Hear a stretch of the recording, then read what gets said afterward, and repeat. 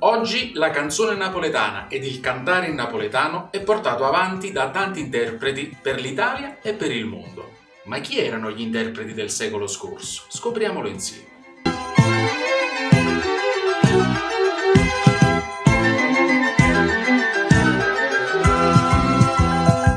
Salve a tutti! Con questa rubrica cercheremo di scoprire e riscoprire alcuni degli interpreti della canzone napoletana del Novecento. Un'operazione difficile visti i tempi, ma ci proviamo. Parleremo dei cantanti delle gloriose audizioni di Piedigrotta e dei festival di Napoli. Dei cantanti conosciuti grazie alle copielle e ai 78 giri, fino ai programmi radiofonici e televisivi nazionali. Per intenderci, l'internet dell'epoca. Parleremo dei cantanti nati tra il 1900 e il 1965. Perché queste date precise? Perché prima del 1900 non esistono registrazioni audio e dopo il 1965 la canzone napoletana ha perso un pochino la sua continuità, forse grazie ad una globalizzazione commerciale e discografica. Questa puntata è dedicata ad una cantante bella e sfortunata.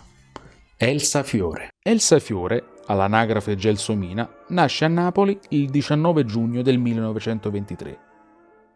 Abbandonata all'Annunziata, viene adottata all'età di 2 anni.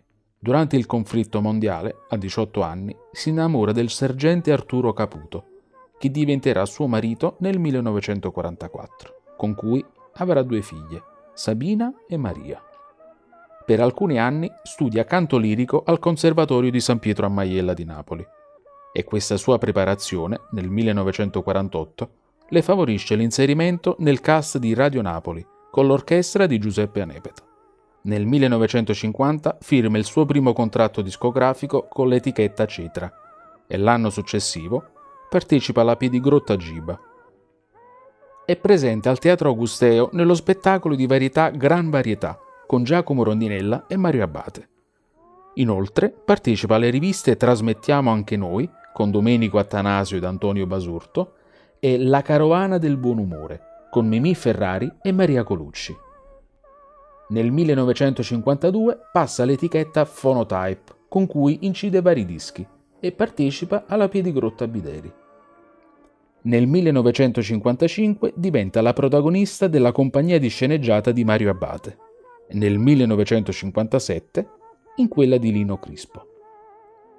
Nel 1957 recita nel film La sfida di Francesco Rosi e poi parte per una tournée in Sud America con Luisa Conte. L'anno dopo si separa dal marito e va a vivere da sola.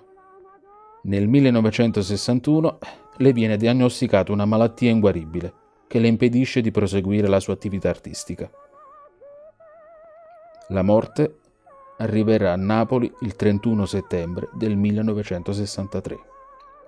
Ci sarebbe tanto da aggiungere, ma il tempo a disposizione è finito. Fortuna che c'è internet! Vi invito a cercare le canzoni su YouTube. Per chi ne ha fortuna, vi invito a cercare nelle enciclopedie che parlano della canzone napoletana e dei suoi interpreti. Per conoscere ulteriori particolari su quest'artista, vi invito a leggere il libro Le dive del fonografo del 2021. Per chi volesse vedere questa puntata ed altre, può farlo visitando i social. E con questo ci salutiamo dando spazio alla voce. E ricordate, la memoria ci salverà dall'omologazione. Penso. Grazie per la visione e alla prossima. Stateva buona!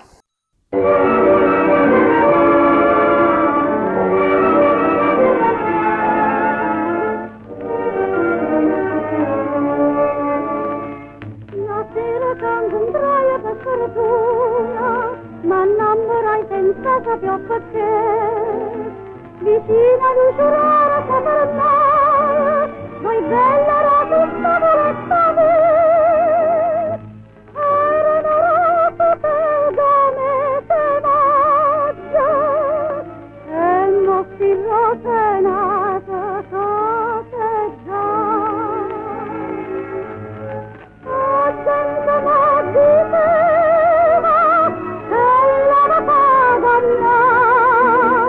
e troppo malamente, con tutto quanto